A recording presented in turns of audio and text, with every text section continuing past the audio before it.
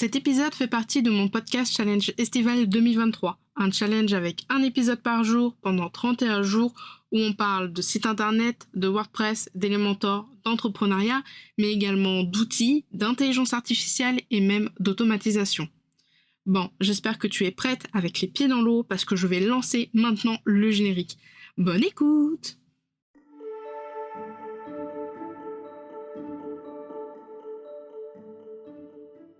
Bienvenue dans la Pause Café, le podcast qui aide les indépendantes à comprendre l'entrepreneuriat et le web.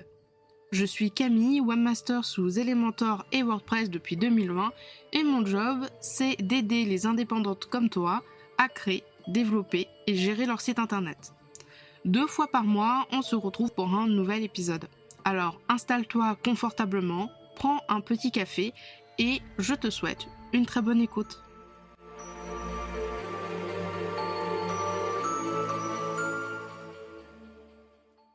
Hello et bienvenue dans ce nouvel épisode de la Pause Café. Aujourd'hui, je te propose un sujet un petit peu plus léger, beaucoup moins technique que les sujets précédents. Je parle tout simplement du podcast. Alors, le podcast, c'est vraiment mon format préféré pour plein de raisons. Déjà parce que, étant toute petite, je voulais lancer ma propre radio indépendante. Donc déjà, ça compte beaucoup. Et deuxièmement, parce que le podcast, c'est comme une vidéo, sauf qu'il n'y a pas tout l'attrait visuel, c'est-à-dire préparer son décor, se préparer soi-même. C'est relativement simple à mettre en place. Un micro, un logiciel de montage, et puis c'est tout. Je peux très bien enregistré dans ma chambre, sous ma couette, dans ma salle de bain, dehors, en pyjama, en maillot de bain ou en short. Personne verra rien. Donc c'est pour ça que le podcast, j'apprécie énormément. Et d'ailleurs, si tu vas sur ma chaîne YouTube ou si tu es membre du QG de la pause, les lives, les vidéos tutoriels et les vidéos que je poste sur ma chaîne YouTube, il y a très peu de fois où on voit ma tête. Souvent, c'est une image fixe que je laisse quand même en bas à gauche de l'écran, histoire d'avoir quand même un sentiment d'humanité, mais c'est très rare que je mette ma tête. Et de plus en plus, sur Instagram, également en story, je mets de moins en moins ma tête, déjà parce que j'ai pas le temps, et puis parce que ça me tente de moins en moins, tout simplement. Du coup, aujourd'hui, je vais te parler du podcast, notamment des étapes essentielles pour lancer ton propre podcast en tant qu'indépendante et vraiment de pouvoir t'aider en fait à utiliser ce format-là pour mettre en valeur ton expertise et puis développer ton entreprise, bien évidemment. Le podcast, c'est vraiment devenu un moyen de communication extrêmement puissant. Il y a de plus en plus de personnes qui se lancent dans le podcasting. Ça fait des années que ça existe et ça permet vraiment de toucher un large public. Pour moi, le podcast, c'est un format très très long. C'est-à-dire que quand tu vas poster ton épisode, tu vas avoir bien sûr les premières écoutes de ton épisode, mais des années après, des mois après, tu auras toujours des écoutes qui vont arriver sur ton podcast. C'est vraiment très très long, bien plus long je pense qu'un article de blog, qu'une newsletter et bien sûr que les posts sur les réseaux sociaux. Si jamais tu veux en savoir plus sur le podcast au service de ton entreprise, je t'invite à écouter l'épisode 45 de la Pause Café. C'est un épisode que j'ai enregistré avec Justine Arma, qui est mentor et podcast business, où on a essayé de traiter l'entièreté du podcast dans l'entreprise, en fait, comment utiliser le podcast pour développer son entreprise, pourquoi, comment, avec quels outils, etc. Donc, je te mettrai le lien dans la description. Première étape avant de lancer son podcast, c'est bien sûr de définir son objectif. C'est vraiment quelque chose de crucial. Ton objectif doit être aligné avec ton expertise et tes offres. Il faut que tu réfléchisses en fait à ce que tu veux accomplir avec ton podcast. Est-ce que tu veux éduquer ton audience? Est-ce que tu veux partager des conseils? Est-ce que tu veux montrer ton expertise? Est-ce que tu veux vendre? Est-ce que tu veux tout simplement faire de la création de contenu? Est-ce que tu veux faire du réseau, notamment par exemple avec des épisodes de podcast en mode interview, en duo ou avec plus de personnes? Est-ce que tu veux faire du storytelling en racontant des histoires inspirantes? Est-ce que tu veux divertir ton public? Bref, il faut vraiment avoir un objectif bien défini pour ensuite bien orienter ton contenu et puis offrir bien sûr de la valeur ajoutée. deuxième étape pour lancer ton podcast, c'est tout simplement d'identifier ton public cible. Une fois que tu as ton objectif, maintenant c'est ta cible. La connaissance de ton public cible, ça va vraiment être la clé pour avoir un podcast qui démarre bien et qui vit bien finalement. C'est ce qui va permettre en fait que ton podcast soit écouté et soit mis en valeur ensuite par la suite par les plateformes et puis potentiellement avec des opportunités. Donc il faut comprendre les besoins, les aspirations et les intérêts de ton audience potentielle. Tu peux essayer de définir des caractéristiques à ton public cible par rapport aux problèmes, par rapport aux défis, par rapport à ce qu'ils aiment, etc. etc. Moi, par exemple, dans la pause café, je m'adresse en règle générale aux femmes indépendantes du web, mais je peux aussi m'adresser aux femmes indépendantes qui sont dans l'artisanat pour qu'elles puissent comprendre le web, donc tout ce qui est outils, no code, site internet, etc., etc., et également l'entrepreneuriat. Donc j'ai une énorme cible très très large pour la pause café, c'est peut-être ça qui fait en sorte que mon persona pêche un peu. Alors bien sûr, après, il faut l'affiner. Là, je t'ai proposé un persona très très large. Mais voilà, c'est pas forcément la partie personnellement que moi j'apprécie. Je pense que c'est partout pareil, c'est pas vraiment la partie qu'on apprécie le plus. Une des techniques qu'on m'a énormément recommandé, c'est de me créer un personnage fictif en lui donnant un nom, par exemple... je sais pas, Géraldine, Joséphine, et d'essayer de créer comme ça un personnage fictif, comme si c'était une amie dans la réalité, et de le créer du coup avec tout l'aspect du persona, ce qu'elle aime, quels sont ses points de douleur, quelles sont ses difficultés, quelles sont du coup les solutions, etc., etc. Et c'est ton public cible qui va faire en sorte que du coup ton podcast va pouvoir se lancer de façon, on va dire, exponentielle, parce que le but c'est que quand même que tu aies des écoutes, mais c'est aussi en faisant des épisodes, en faisant un podcast qui parle à ton public cible, c'est ça qui va potentiellement faire que tu vas pouvoir du coup montrer ton expertise, et par la suite on va pouvoir te contacter pour tes offres, tes services, voire acheter tes produits. Donc il faut pas négliger la public cible. Peut-être que ton public cible est légèrement différent de ton client cible, et ça c'est totalement ok. Je pense qu'il n'y a pas de souci là-dessus, mais voilà, il faut vraiment travailler le public cible comme si tu travaillais ton persona pour tes offres, un petit peu comme si tu travaillais ton public cible, je vais y arriver, quand tu vas te lancer par exemple sur la réalisation d'un compte Instagram, d'une chaîne YouTube ou d'un profil LinkedIn. Voilà, dès qu'on commence la création de contenu, il faut travailler son public cible dans tous les cas, et ça demande du temps, donc n'hésite pas à te laisser le temps justement de créer ce public fictif. Troisième étape, une fois que tu as ton public cible, ça serait de choisir le format et la structure de ton podcast. Alors, c'est vraiment c'est vraiment quelque chose qui va permettre de proposer des épisodes différents. Alors, tu as plusieurs formats, des courts, des longs, des moyens. Relativement, moi, les épisodes solo, ce sont des moyens, donc 20 minutes, une demi-heure. Et puis, pour les épisodes duo, c'est-à-dire en mode interview ou en mode débat, c'est des épisodes longs parce qu'on est pratiquement grand max sur du 1 heure. Donc, c'est quand même assez énorme. Et du coup, tu as plusieurs types. Alors, tu as les interviews, les monologues, tu peux faire aussi des récits d'histoire, tu peux faire des comptes rendus, tu peux faire des débats, des tables rondes. Donc voilà, il y a vraiment beaucoup de formats et de types d'épisodes de podcast, que ce soit en termes de durée ou en termes un petit peu de style. Il faut choisir le format qui te correspond le mieux, en fait, qui te correspond le mieux et avec lequel tu te sens le plus à l'aise. Mon podcast La Pause Café, je l'ai lancé en mars 2020 tout seul, et j'ai fait 2 grosses refontes sur ce podcast-là. Une grosse refonte en 2021 et puis une grosse refonte en 2022 au niveau vraiment stratégie, au niveau contenu. J'ai récemment, c'est-à-dire en 2023, commencé à proposer des épisodes duo, notamment l'épisode avec Justine Arma, donc l'épisode 45, l'épisode avec Cindy Kaité, l'épisode avec Sonia Laurembourg et l'épisode avec Clémentine Lavotte.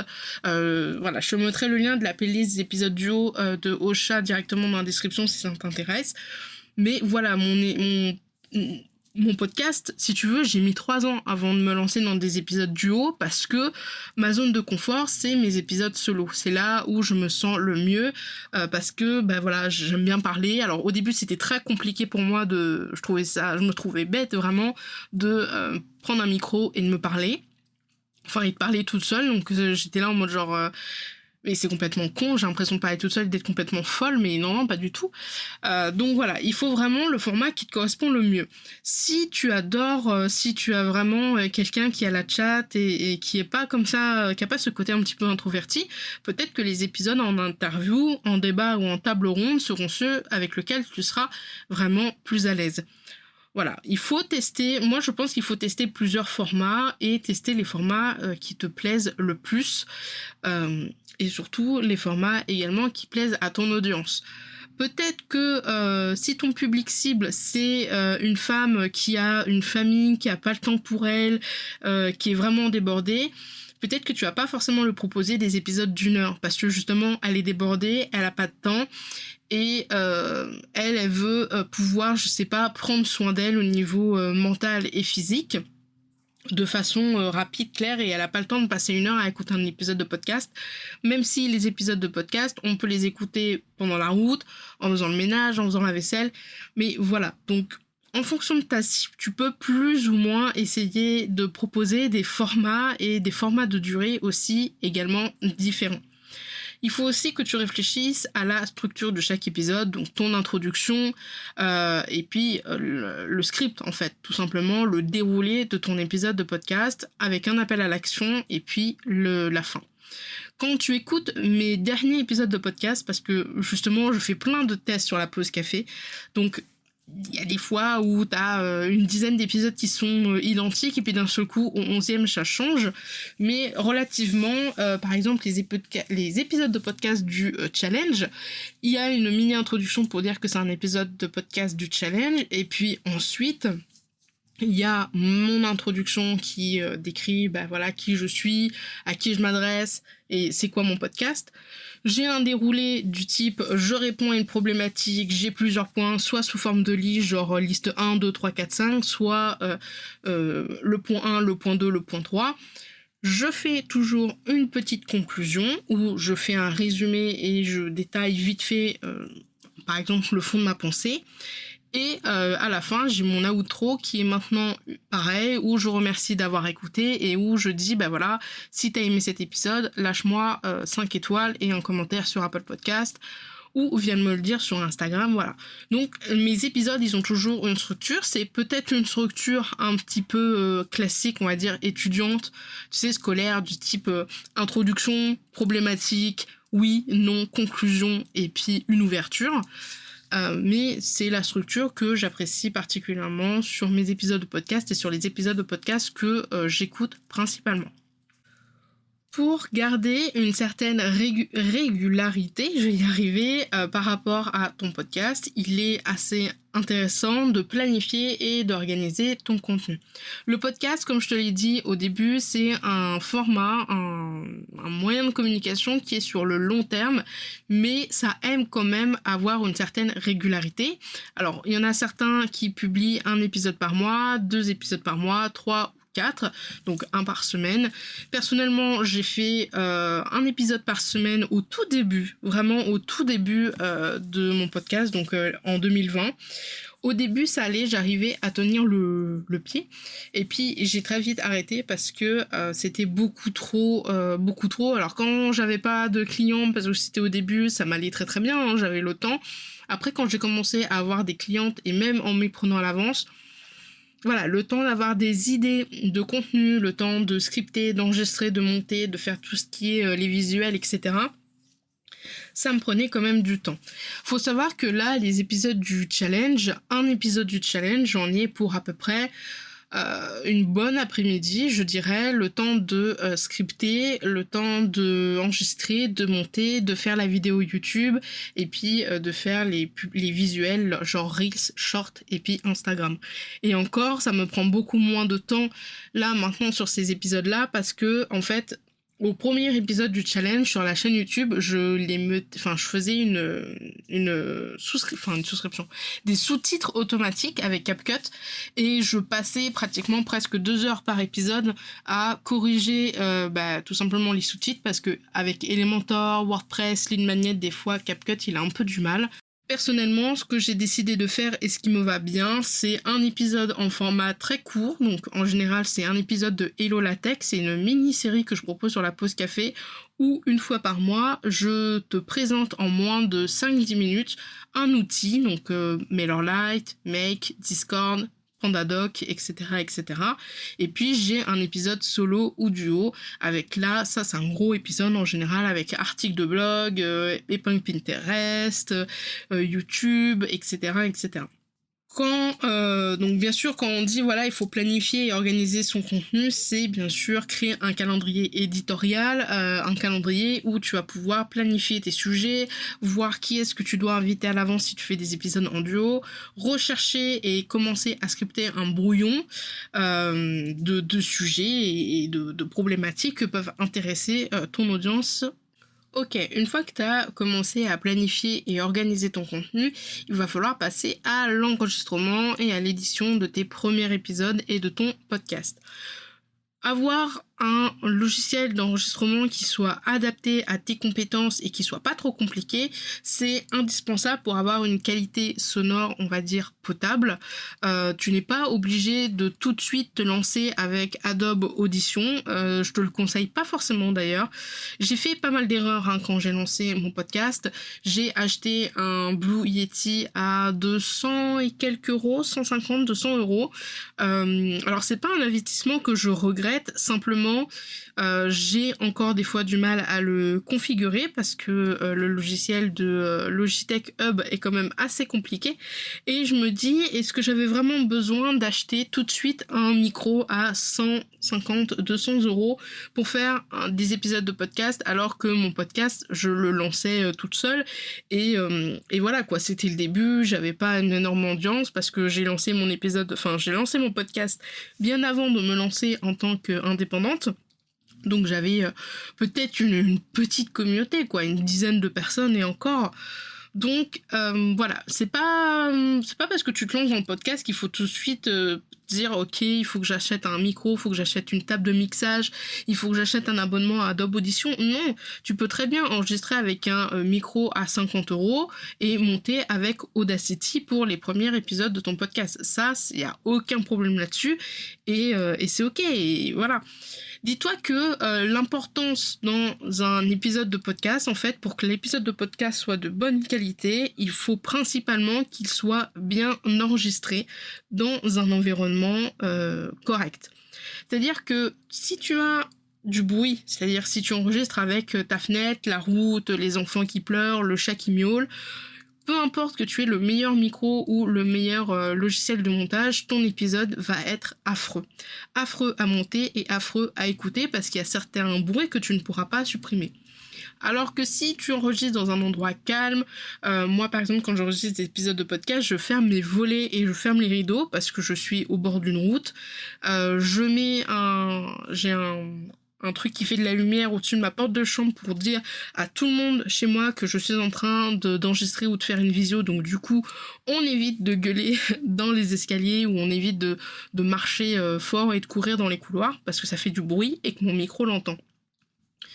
Et le fait d'avoir un enregistrement qui soit clair, c'est déjà beaucoup mieux. Alors ça sera beaucoup mieux à monter, et même si tu n'as pas un excellent micro, même si tu n'as pas Adobe Audition, franchement, il y a des épisodes de podcast qui passent très très bien. Voilà, c'est comme en photo finalement. Avoir le meilleur appareil photo, c'est-à-dire un appareil photo qui coûte 3000 euros, ne t'assure pas de faire des bonnes photos. Certes, tu auras quand même des bonnes photos, mais ce qui va permettre de faire des bonnes photos, c'est le cadre, c'est la théorie, c'est la façon dont tu vas gérer la lumière, dont tu vas gérer, on va dire, ton sujet. Et bien, le podcast, c'est exactement la même chose. Ton podcast est prêt, c'est-à-dire tu as ton intro, ton générique, ton outro et ta description. Il va falloir maintenant le diffuser et le promouvoir. Alors, il va falloir que tu trouves un hébergement pour ton podcast. Donc tu as plusieurs plateformes d'hébergement, tu as Acast, tu as Ocha. D'ailleurs, j'ai un code promo partenaire sur Ocha qui permet, en fonction de l'abonnement que tu prends sur Ocha, d'avoir une petite réduction. Donc c'est un lien d'affiliation partenaire. Je vais recevoir une réduction sur mon prochain abonnement si tu passes par mon code pour prendre ton abonnement chez Ocha. Et tu as également anciennement Anchor qui est devenu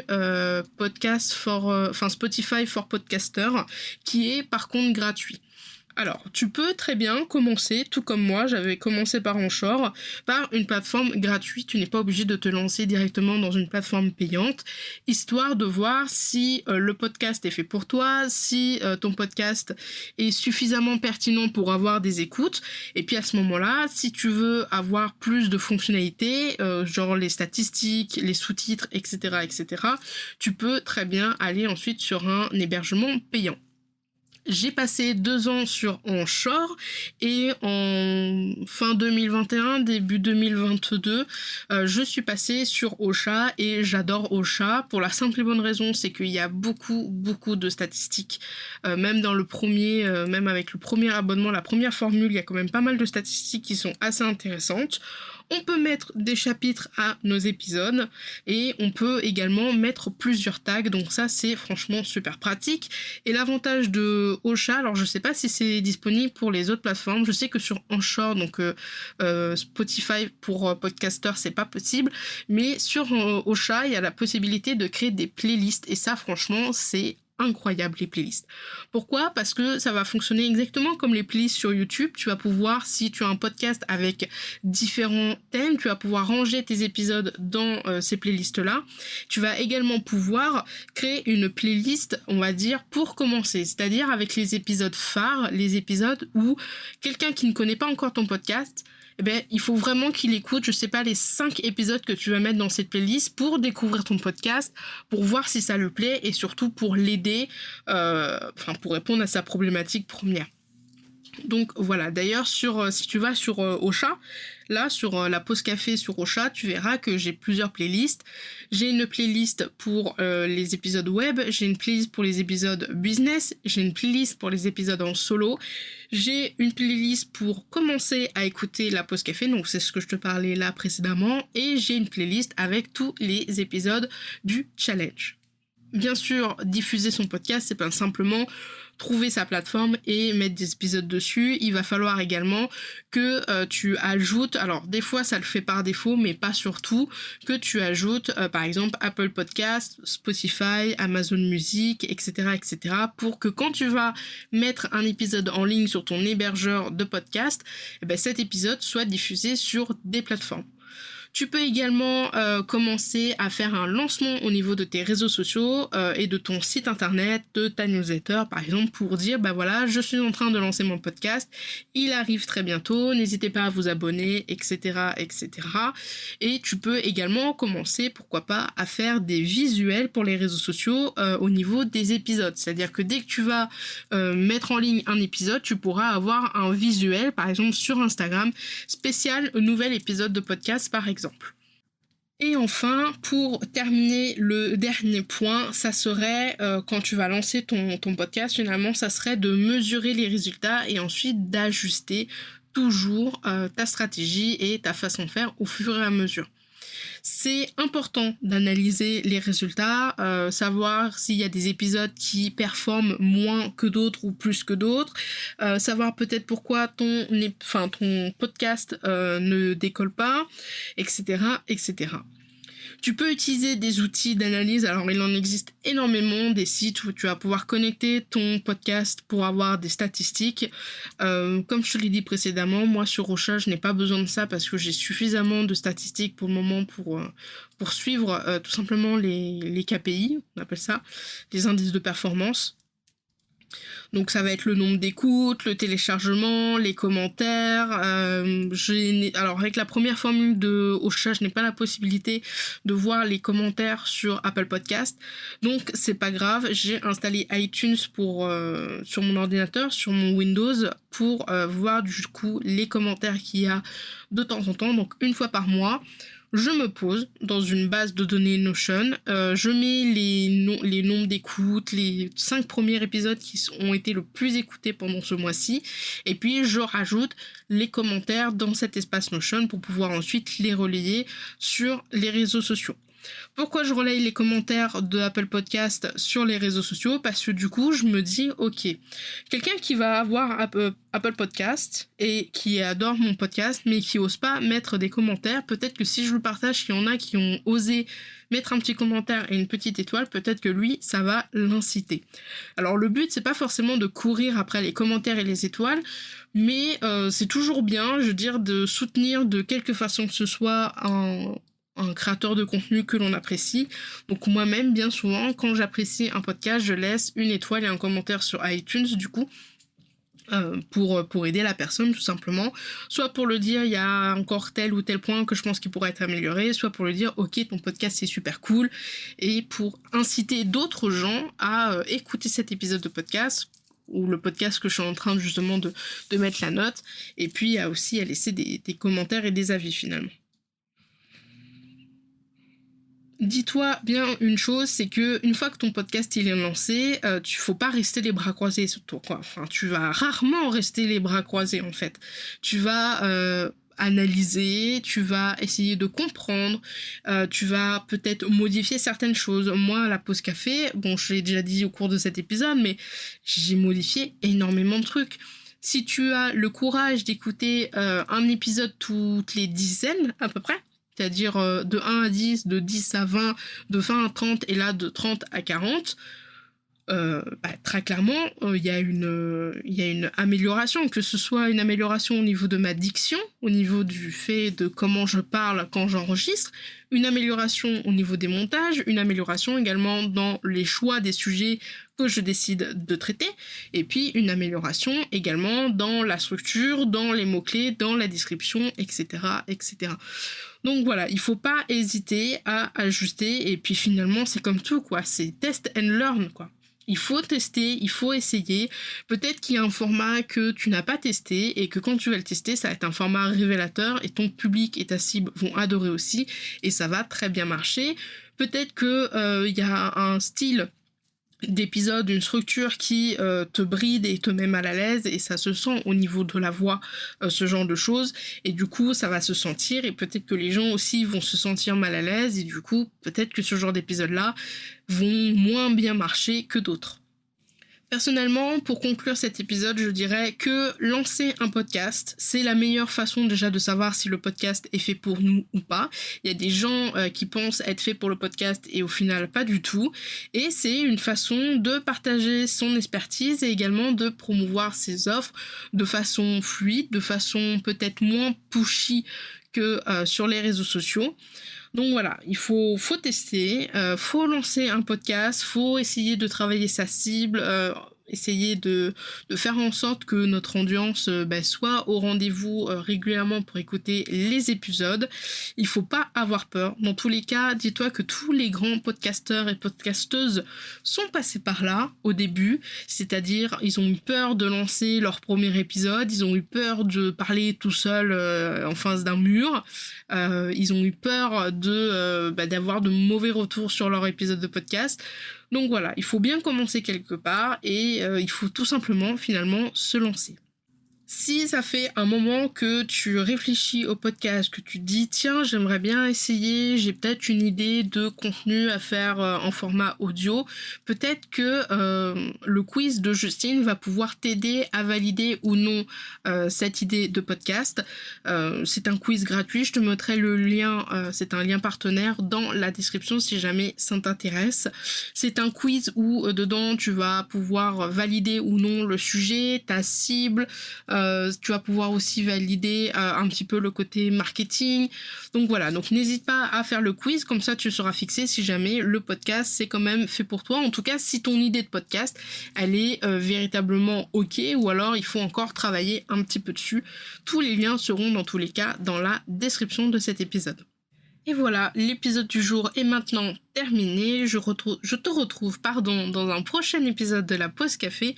En attendant, je te souhaite une très bonne journée, une très bonne soirée et je te dis à bientôt. Salut, salut!